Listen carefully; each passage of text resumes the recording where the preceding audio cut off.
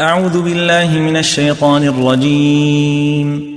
يا بني آدم قد أنزلنا عليكم لباسا يواري سوآتكم وريشا ولباس التقوى ذلك خير ذلك من آيات الله لعلهم يذكرون. يا بني آدم لا يفتننكم الشيطان كما أخرج